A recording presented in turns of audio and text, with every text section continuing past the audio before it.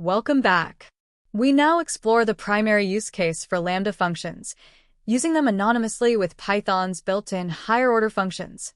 We start with the filter function, which allows you to select elements from an iterable that satisfy a specific condition.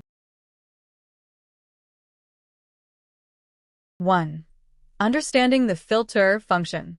The filter function takes two arguments, a function and an iterable like a list.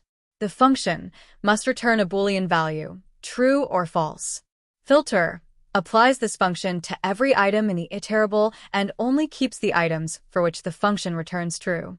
The result is a filter object, which we typically convert to a list. 2. Filtering even numbers with Lambda. Here is our list of numbers. We pass our anonymous Lambda directly as the first argument to filter.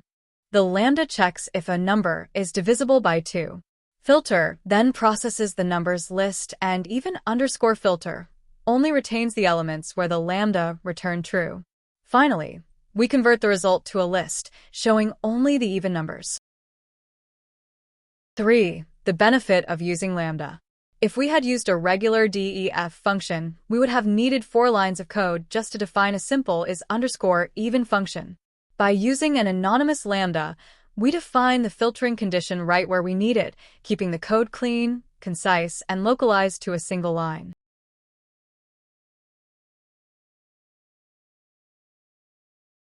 To summarize, combining filter with a Lambda is idiomatic Python for filtering data.